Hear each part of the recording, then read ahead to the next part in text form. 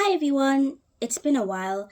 I won't be here too long. I just wanted to quickly talk about this topic that came to me one day, and that topic is broken people need to be careful. And the reason I decided to make this video is because when I look around me, especially online, I notice a lot of broken people who are probably hurt and therefore ending up becoming easily swayed by people who seem to accept them. So that's what this video will be about today. Be sure to like, share, comment, and subscribe, and I'll see you after the intro.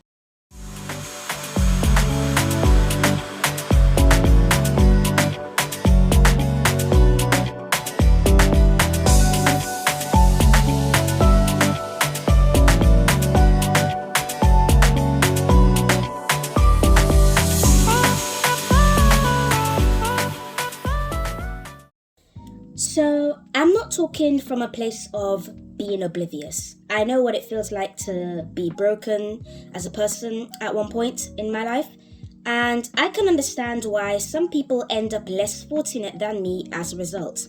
One can experience many different things that can lead them to breaking. Many factors of trauma can equal that result: neglect, bullying, abuse, losing important people around you, hurt from those who should be there for you, enough to make you a dead man walking.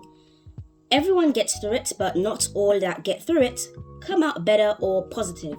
Some have a mind of steel, they break through better, stronger, with more understanding of themselves and life. Some have a mind like dough, they come out undefined, disfigured, and in some cases they latch onto other minds like theirs until their entire existence is molded into the supposed bond they have made with like-minded individuals. My point is, when you are broken, you need to be careful, because although it is your rock bottom, it is your most vulnerable time, and it is a time to build yourself up rather than waiting for outsiders to build you, because anyone can build something, doesn't mean it will turn out good.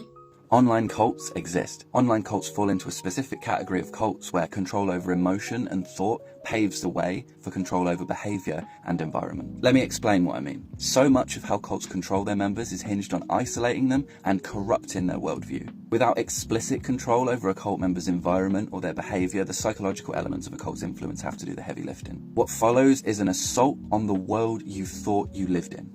Misinformation, disparaging sources of information that originate outside of the cult, and a heavy stoking of an us versus them mentality. The leader strikes a balance between speaking to the followers' existing feelings and a heavy dose of "it's worse out there than you thought, so come to me, I can make it all better." In this way, a map of reality is created which subverts and supersedes independent thought.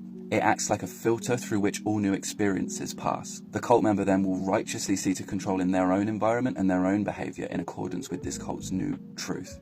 Follow for part 2. Online cults keep their members hooked like this. So in an online cult, what you usually have are destructive, dysfunctional cult dynamics that exist within a smaller, tight-knit group that are then rolled out to a larger, more loose-knit community. The members of this kind of cult, usually they've been manipulated into becoming more and more isolated in their day-to-day lives, alienating the people close to them more and becoming more and more invested in the online cult's moment-to-moment happenings. The relationships that exist between the leader and their in-person inner circle members sort of trickle down this kind of a pyramid to the online membership through things like one-to-one interactions, online content like videos, blog posts and things like that, and books and other kind of content. This kind of content is multi-purpose. It exists to draw in new members but also to influence existing members, so that there's a readily available pool of potential new inner circle members that can flow up this pyramid towards the leader, towards their inner circle. A steady flow of new members is exactly what a cult leader needs, because inevitably there will be moments, there will be times when their inner circle dissents and they need to get rid in order to consolidate power.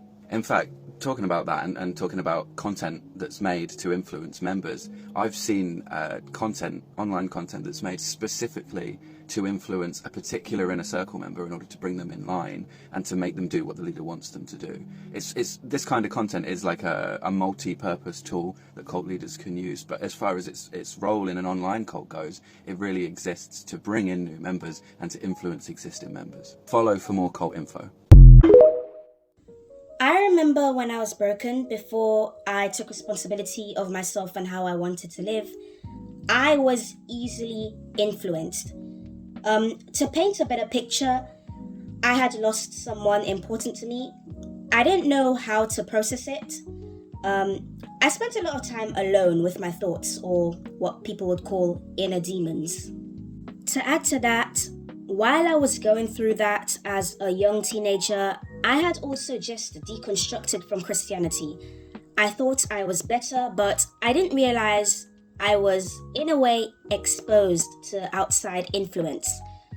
I didn't exactly have adults around me that monitored my activities closely, so I spent a lot of time online.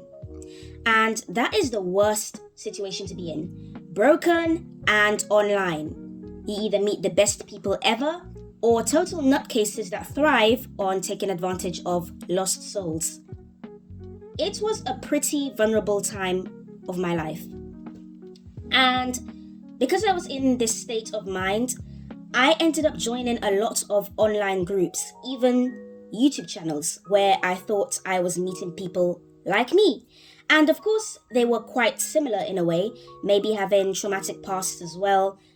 I thought I found my crowd, since in my real life, nobody was willing to understand me. Online, I thought I had that. I found a group of people who were not Christian and into spirituality, something I was into back then, after freshly deconstructing. I would tune into these YouTube lives, and I thought I was getting enlightened.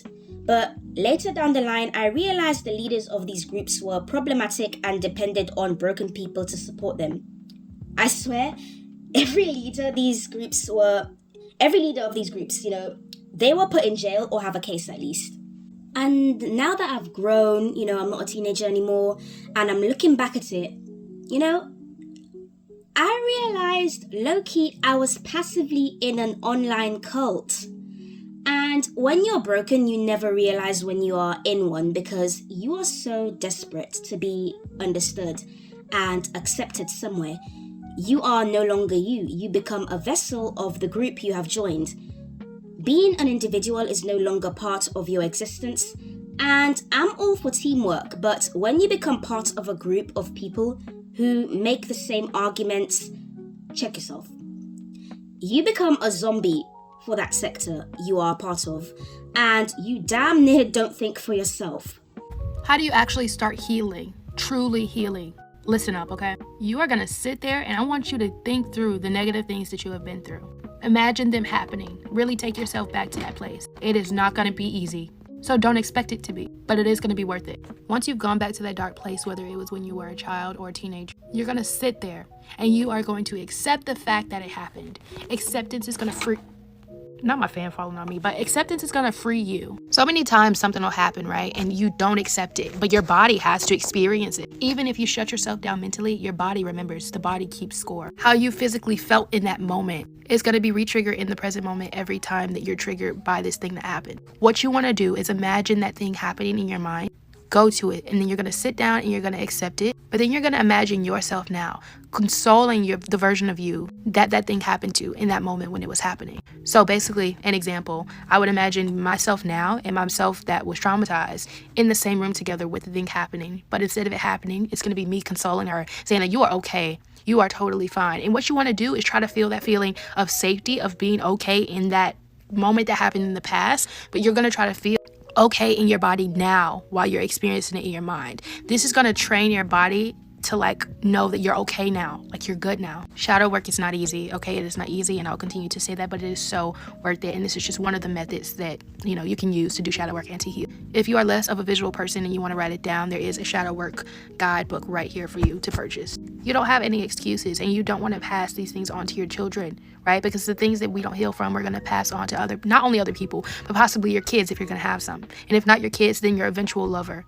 Heal these things. Once again, broken people need to be careful. Not everyone you meet in your time of need will be good for you. And this is why I am saying this. I want more people going through tough times to stay vigilant and maintain who they are. I want them to be more wary of who and what they allow into their lives and into their mind. And I say this because I have noticed that broken people are prone to join in cults and harmful groups because they're hurt and all they want is to feel seen and heard. And they become this loyal lapdog to whoever seems to give them that validation. Not everyone is good for you. Not every group is good for you. And I know it's hard because humans are social creatures, so it is in us to seek groups to be a part of. But when you are broken, you might want to think twice about what or who you join. You are vulnerable. And if you are not careful, harmful hive mindsets can influence you. Always make sure that you are thinking for yourself. Remain in charge of your own mind. Make sure you can listen to people who resonate with you. But in your moment of weakness, it is no moment to give people your undying loyalty. You can do that after healing. Never join groups in your moment of healing.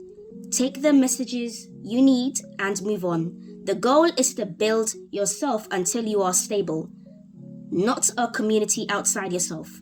Remember, your best self mentally, it is the goal. Do the best as a lone wolf for the time being, and this is simply what I did to make sure I ended up sane and sound-minded. I had to unplug from certain people and certain online sectors because I realized I was prone to following cult-like groups in my state. And now that I'm better, I wanted to make this video. Also, to make it a little more personal, I wanted to also add that you guys don't even have to follow me like a diehard fan. I know a lot of people love my channel, but I would say I don't want my followers having a parasocial, however you pronounce that, parasocial, I think that's it. Yeah, I don't want them to have like a parasocial relationship with me or to become too attached to the community I make on here. You know, my point is always have your individuality. You want to truly change your life? You want a better life? Be who you are when you're by yourself. Be that goofy, dancing, whatever you do. Be that person all the time, no matter who's around. Never waver. Be your complete self. You'll start to attract the people you want, the jobs you want, the opportunities you want, and the fakers will leave. Everything that's not you will leave. Because the reason why it's here is because you've been faking.